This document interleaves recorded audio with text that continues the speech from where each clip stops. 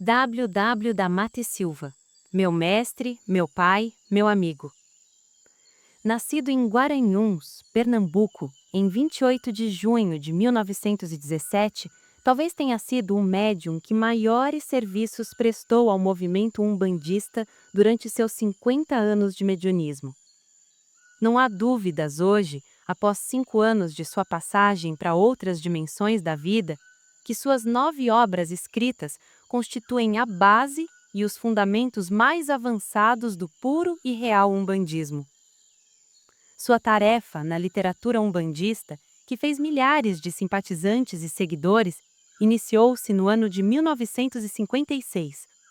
Sua primeira obra foi Umbanda de Todos Nós, considerada por todos a Bíblia da Umbanda, pois transcendenciais e avançados eram e são seus ensinamentos.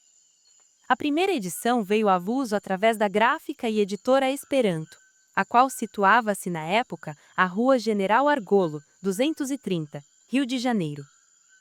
O volume número 1 dessa fabulosa e portentosa obra encontra-se em nosso poder, presenteados que fomos pelo insigne mestre. Em sua dedicatória constava: Rivas, esse exemplar é o número 1. Te dou como prova de grande apreço que tenho por você, verdadeiro filho de fé da meu santuário, do Pai Mata, Itacuruçá, 30 de julho de 86. Dessa mesma obra, temos em mãos as promissórias que foram pagas por ele à Gráfica Esperanto, que facilitou o pagamento dos 1.500 exemplares em 180 dias, ou 6 parcelas. Vimos, pois, que a primeira edição de Umbanda de Todos Nós, para ser editada, teve seu autor de pagá-la. A partir da segunda edição, a obra foi lançada pela livraria Freitas Bastos, a qual, desde aquela época, vem editando as obras de Mata e Silva. Umbanda de Todos Nós agradou a milhares de umbandistas, que encontraram nela os reais fundamentos em que poderiam se escudar, mormente nos aspectos mais puros e límpidos da doutrina umbandista. Mas, se para muitos foi um impulso renovador da fé e convicção, para outros, os interessados em iludir, em fantasiar e vender ilusões, foi um verdadeiro obstáculo às suas funestas pretensões. Tanto que começaram a combatê-la por todos os meios possíveis e até a socapa. Quando perceberam que, ao combatê-la, estavam fazendo sua apologia e a maior das propagandas, enfureceram-se. Iniciaram o ataque contundente, através da baixa magia, e mais uma vez, sem sucesso. Soubemos por ele que, realmente, foi uma briga astral feroz. Além de ter contrariado interesses mesquinhos de determinados pseudo-líderes umbandistas da época, também desagradou a um astral inferior e todo um séquito de entidades arraigadas, as quais perceberam que, com o lançamento e a aceitação da obra, seu império de ações negras e nefastas ficou seriamente ameaçado. Perceberam que, com a luz do esclarecimento se manifestando, não haveria mais lugar para a ignorância, faltando, pois, substrato às sombras, fonte primária e primeira de suas ações funestas. Realmente, foi uma luta astral, uma demanda, em que as sombras e as trevas utilizaram-se de todos os meios agressivos e contundentes que possuíam, arrebanhando para suas fileiras do ódio e da discórdia tudo o que de mais nefando e trevoso encontrassem, quer fosse encarnado ou desencarnado.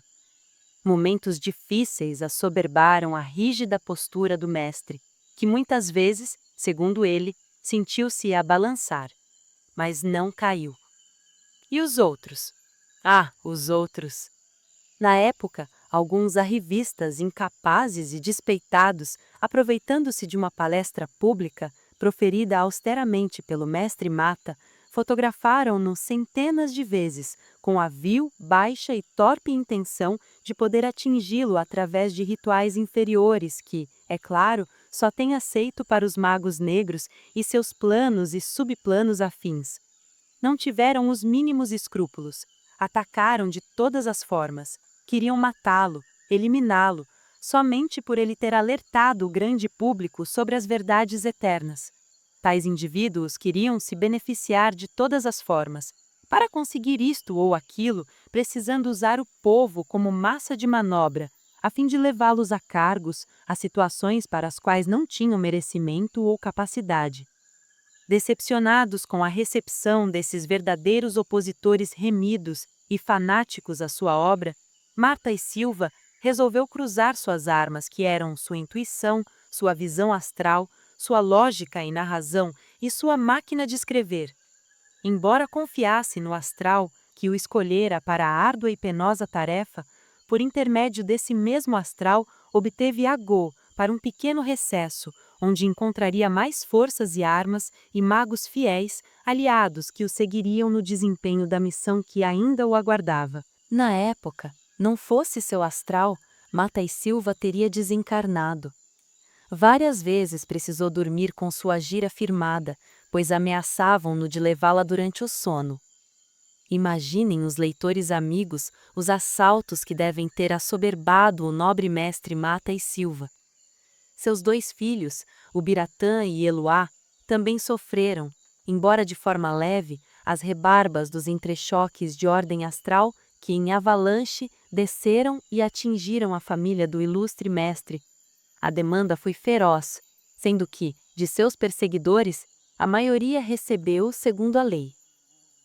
Pai Cândido, que logo a seguir denominou-se como Pai Guiné, assumiu toda a responsabilidade pela manutenção e reequilíbrio astrofísico de seu filho, para em seguida orientá-lo na escrita de mais um livro. Sim, aí lançara-se, através da editora Esperanto, Umbanda Sua Eterna Doutrina, obra de profunda filosofia transcendental. Até então, jamais haviam sido escritos os conceitos esotéricos e metafísicos expostos. Brilhavam, como ponto alto da doutrina, os conceitos sobre o cosmo espiritual ou reino virginal, as origens dos seres espirituais, etc. Os seres espirituais foram ditos como sendo incriados e, como tal, eternos. Devido a ser muito técnico, Umbanda Sua Eterna Doutrina agradou aos estudiosos de todas as correntes. Os intelectuais sentiram peso em seus conceitos, sendo que, a dizer a verdade, passou até certo ponto despercebido pela grande massa de crentes e mesmo pelos ditos dirigentes umbandistas da época. Ainda não se esgotara a primeira edição de Sua Eterna Doutrina e Pai Mata já lançava outra obra clássica que viria a enriquecer ainda mais a doutrina do movimento umbandista. Complemento e ampliação dos conceitos herméticos esposados por Sua Eterna Doutrina, o novo livro, Doutrina Secreta da Umbanda, agradou mais uma vez a milhares de pessoas. Não obstante suas obras serem lidas não só por adeptos umbandistas, mas também por simpatizantes e mesmo estudiosos das ditas ciências ocultas, seu santuário, em Itacuruçá, era frequentado pelos simples, pelos humildes, que sequer sabiam ler o velho mestre, mas que o tinham por um conceituado no meio umbandista. Em seu santuário, Pai Mata guardou o anonimato vários e vários anos, em contato com a natureza e com a pureza de sentimentos dos simples e humildes. Ele merecera essa dádiva, e nessa doce paz de seu terreirinho escreveria mais outra obra, também possante em conceitos. Assim nasceu Lições de Umbanda e Quimbanda na Palavra de um Preto Velho, obra mediúnica que apresenta um diálogo edificante entre um filho de fé, Ziceró, e a entidade espiritual que se diz Preto Velho. Obra de nível, mas de fácil entendimento. Sem dúvida foi um marco para a doutrina do movimento umbandista. Após 4 obras, Mata e Silva tornou-se por demais conhecido, sendo procurado por simpatizantes de todo o Brasil. Embora atendesse a milhares de casos, como em geral são atendidos em tantos e tantos terreiros por esse Brasil afora, havia em seu entendimento uma diferença fundamental. As dores e mazelas que as humanas criaturas carregavam eram retiradas, seus dramas equacionados à luz da razão e da caridade, fazendo com que a choupana do velho Guiné quase todos os dias estivesse lotada. Atendia também aos oriundos de Itacuruçá, na ocasião uma cidade sem recursos, que, ao necessitarem de médico e não havendo nenhum na cidade, recorriam ao velho Mata. Este, com sua bondade e caridade, a todos ministrava medicamentos da flora local e mesmo alopatia simples, que ele mesmo comprava quando ia à cidade do Rio de Janeiro. Ficou conhecido como curandeiro, e sua fama ultrapassava os limites citadinos, chegando às ilhas próximas, de onde acorriam centenas de sofredores de vários matizes. Durante exatos 10 anos, Mata e Silva cumpriu essa tarefa, que transcendia suas funções sacerdotais.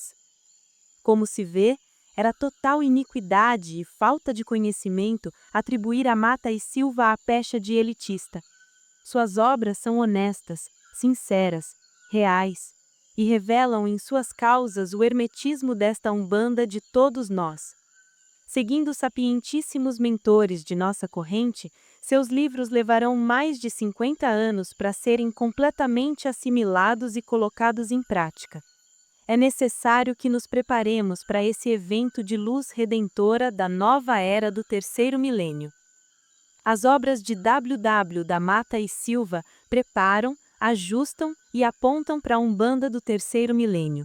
Preparemo-nos.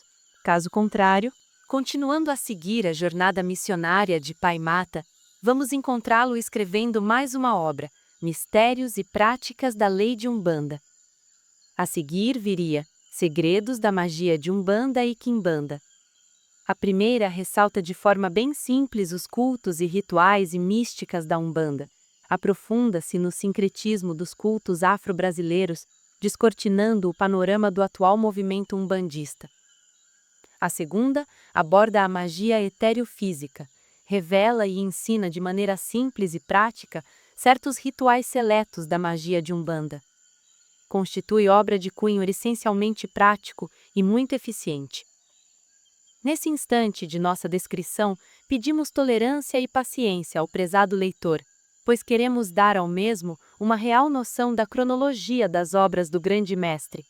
Acreditamos que, assim fazendo, estaremos nos sintonizando ainda mais, permitindo ao caro leitor penetrar no âmago de nossa mensagem. Prosseguindo, chegamos a Umbanda e o poder da mediunidade. Nessa obra, entendemos como e por que ressurgiu a Umbanda no Brasil. Ela aponta as verdadeiras origens da Umbanda.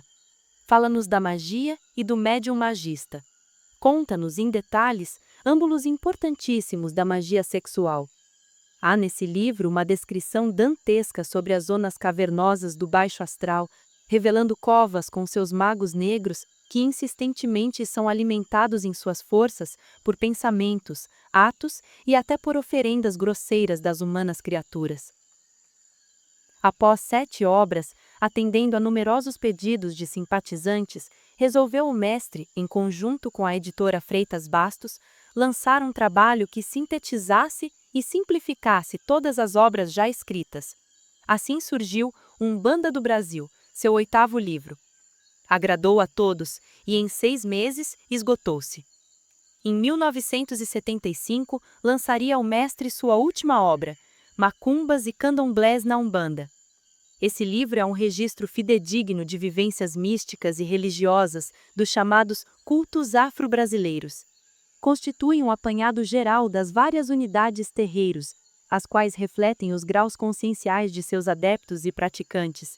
Ilustrado com dezenas de fotografias explicativas, define de maneira clara e insofismável a Umbanda popular, as macumbas, os candomblés de caboclo e da nação, sob culto de nação africana, etc. O leitor atento deve ter percebido que, durante nossos 18 anos de convivência iniciática e mesmo de relacionamento pai-filho com o Pai Mata, algumas das fases que citamos nós presenciamos in loco. Conhecemos-nos em 1971, quando, após lermos Umbanda de Todos, tivemos forte impulso de procurá-lo. Na ocasião, morávamos em São Paulo.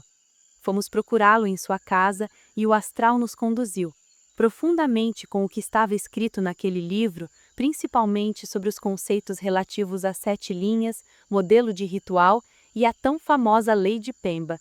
Assim é que nos dirigimos ao Rio de Janeiro, sem saber se o encontraríamos. Para nosso regozijo, encontramo-lo na livraria Freitas Bastos, da rua 7 de Setembro. Quando nos viu, disse que já nos aguardava e por que tínhamos demorado tanto. Realmente ficamos perplexos, deslumbrados. Parecia que já o conhecíamos há milênios e, segundo ele, conhecíamos-nos há várias reencarnações. A partir dessa data, mantivemos um contato estreito, frequentando uma vez por mês a famosíssima gira de Pai Guiné em Itacuruçá, verdadeira terra da cruz sagrada, onde Pai Guiné firmou suas raízes, que iriam se espalhar-se, difundindo-se por todo o Brasil. Mas, voltando, falemos de nosso convívio com o insigne mestre. Conhecer Mata e Silva foi realmente um privilégio, uma dádiva dos orixás, que guardo como sagrado no âmago de meu ser. Nesta hora, muitos podem estar perguntando, mas como era esse tal de Mata e Silva? Primeiramente, muito humano, fazendo questão de ressaltar esse fato. Aliás, era avesso ao endeusamento, mais ainda à mitificação de sua pessoa. Como humano, era muito sensível e de personalidade firme, acostumado que estava a enfrentar os embates da própria vida. Era inteligentíssimo, tinha os sentidos aguçadíssimos, mas era um profundo solitário, apesar de cercarem-no centenas de pessoas. Seu espírito voava, interpretando e interpenetrando em causas o motivo das dores, sofrimentos e mazelas várias. A todos tinha uma palavra amiga e individualizada. Pai Mata não tratava casos, tratava almas, e, como tal, tinha para cada pessoa uma forma de agir segundo o seu grau consciencial próprio. Sua cultura era exuberante, mas sem perder a simplicidade e originalidade. De tudo falava. Era atualizadíssimo nos mínimos detalhes. Discutia ciência, política, filosofia, arte, ciências sociais, com tal naturalidade que parecia ser mestre em cada disciplina, e era. Quantas e quantas vezes discutimos medicina e eu, como médico, confesso, tinha de me curvar aos seus conceitos simples, mas avançados. No mediunismo, era portentoso. Seu pequeno corpo da vidência parecia uma televisão tridimensional. Sua percepção transcendental. Na mecânica da incorporação, era singular seu desempenho. Em conjunto simbiótico com Pai Guiné ou Caboclo Jurema, trazia-nos mensagens relevantes, edificantes e reveladoras, além de certos fenômenos magísticos que não devemos citar. Assim, caro leitor, centenas de vezes participamos como médium atuante da tenda de Umbanda Oriental, verdadeira escola de Umbanda esotérica de Itacuruçá, na Rua Boa Vista, 157, no bairro de Brasília. A tenda de Umbanda Oriental, TUO, era um humilde prédio de 50 metros quadrados. Sua construção, simples e pobre, era limpa e rica em assistência astral. Era a verdadeira tenda dos orixás. Foi aí, nesse recinto sagrado, onde se respirava a doce paz da Umbanda, que em 1978 fomos iniciado como mestre de iniciação de 7º grau e considerado representante direto da raiz de Pai Guiné em São Paulo. Antes de sermos coroados, é claro que já havíamos passado por rituais que antecedem a coroação iniciática. É necessário frisar que desde 1969 tínhamos nossa humilde choupana de trabalhos umbandísticos em São Paulo, onde atendíamos centenas de pessoas, muitas das quais enviadas por Pai Mata. Muitos deles, os que vieram, tornaram-se médiuns de nossa choupana, a ordem iniciática do Cruzeiro Divino. Muitas e muitas vezes tivemos a felicidade e a oportunidade ímpares de contarmos com a presença de Pai Mata em nossa choupana, seja em rituais seletos ou públicos, e mesmo em memoriais e inesquecíveis palestras e cursos externos. Uma delas, aliás, constitui acervo do arquivo da Ordem Iniciática do Cruzeiro Divino, uma fita de videocassete em que seus netos de santo fazem-lhe perguntas sobre sua vida, doutrina e medianismo. constam ainda de nossos arquivos centenas e centenas de fotos, tiradas em São Paulo, Rio de Janeiro e em outros e vários locais. Para encerrar esta longa conversa com o prezado leitor, pois se continuarmos, um livro de 1000 páginas não seria suficiente. Relatemos a última vez que Pai Mata esteve em São Paulo, isto em dezembro de 1987.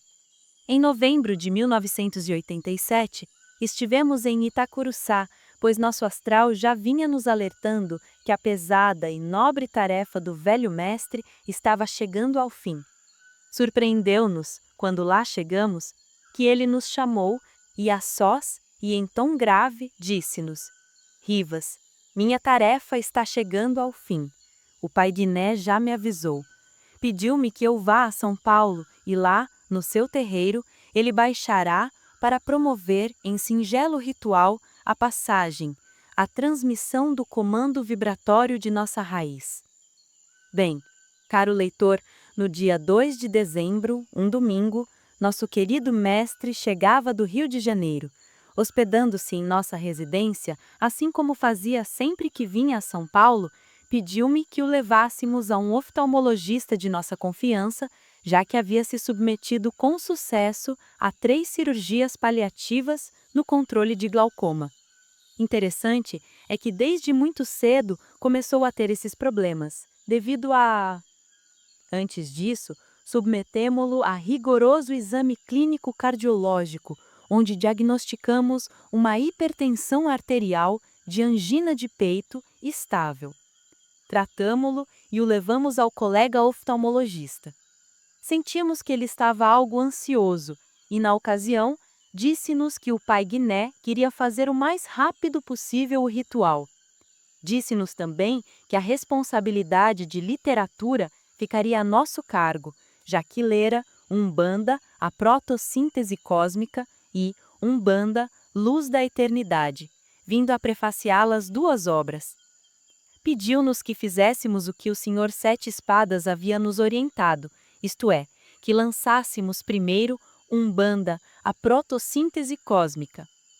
Segundo Pai Mata, esse livro viria a revolucionar o meio umbandista e os que andavam em paralelo, mormente os ditos estudiosos das ciências esotéricas ou ocultas. Mas, para não divagarmos mais, cheguemos ao dia 7 de dezembro de 1987. A ordem iniciática do Cruzeiro Divino, com todo o seu corpo mediúnico presente, se engalanava, vibratoriamente falando, para receber nosso querido mestre e, muito especialmente, Pai Guiné. Às 20 horas em ponto, adentramos o recinto sagrado de nosso santuário esotérico. Pai Mata fez pequena exortação, dizendo-se feliz de estar mais uma vez em nosso humilde terreiro, e abriu a gira. Embora felizes, sentíamos em nosso eu que aquela seria a última vez em que, como encarnado, nosso mestre pisaria a areia de nosso congá. Bem, Pai Guiné, ao baixar, saudou a todos e promoveu um ritual simples, mas profundamente vibrado e significativo. Num determinado instante do ritual, na apoteose do mesmo, em tom baixo, sussurrando ao nosso ouvido, disse-nos: Arapiaga, meu filho, sempre fostes fiel ao meu cavalo e ao astral, mas sabeis também que a tarefa de meu cavalo não foi fácil, e a vossa também não será. Não vos deixeis impressionar por aqueles que querem usurpar e só sabem trair. Lembrai-vos de que Oxalá é o mestre dos mestres, foi coroado com coroa de espinhos. Que Oxalá abençoe vossa jornada e estarei sempre convosco. Em uma madeira de cedro deu-nos um ponto riscado, cravou um ponteiro e, ao beber o vinho da taça sagrada, disse-nos: Podes beber da taça que dei ao meu cavalo. Ao beberdes, seguireis o determinado. Que Oxalá vos abençoe sempre. A seguir, em voz alta, transmitiu-nos o comando mágico vibratório da nossa raiz. Caro leitor, em poucas palavras, foi assim o ritual de transmissão de comando que, com a aquiescência de Pai Guiné, temos gravado em videocassete e em várias fotografias. Alguns dias após, Pai Mata mostrou-nos um documento com firma reconhecida, no qual declarava que nós éramos seu representante direto em âmbito nacional e internacional. Sinceramente, ficamos perplexos. Na ocasião, não entendíamos o porquê de tal precaução, mesmo porque queríamos e queremos ser apenas nós mesmos, ou seja, não ser sucessor de ninguém, quanto mais de nosso mestre. Talvez por circunstância astral, ele e Pai Guiné não pudessem deixar um hiato onde usurpadores vários poderiam, como aventureiros, aproveitar-se para destruir o que eles haviam construído. Sabiam que, como sucessor do grande mestre, eu não seria nada mais que um fiel depositário de seus mananciais doutrinários. Quem nos conhece a fundo sabe que somos desinibidos da tola vaidade. Podemos ter milhares de defeitos, e realmente os temos, mas a vaidade não é um deles, mormente nas coisas do espiritual. Não estaríamos de pé durante 30 anos de lutas e batalhas se o astral não estivesse conosco. Assim, queremos deixar claro a todos que nem ao Pai Guiné ou ao Pai Mata, em momento algum solicitamos isto ou aquilo referente à nossa iniciação e menos à sua sucessão. Foi o astral quem nos pediu. O videocassete mostra, e como sempre o fizemos, a ele obedecemos. Mas o que queremos, em verdade, é ser aquilo que sempre fomos, nós mesmos. Não estamos atrás de status, queremos servir. Queremos ajudar, como outros, a semeadura, pois quem tem um pingo de esclarecimento sabe que Ananás. Para encerrar, caro leitor, anexaremos uma foto do documento original, onde se vê claramente a chancela e a rubrica do querido mestre e pai Mata e Silva. Assim o faremos para não falarem isso ou aquilo. Observação. Acrescentamos mais uma vez esse pequeno ensaio histórico na expectativa de relembrar a todos os portentos conceitos expostos nas 9 obras de nosso insigne mestre pai Mata e Silva. Firmou todos os umbandistas sinceros na evolução de nossa mentalidade, principalmente ao aprender a Umbanda segundo o mestre. E, meditando nelas, elevamos nossos corações e consciências em forma de agradecimento aos orixás, senhores da luz divina, pela bênção da oportunidade.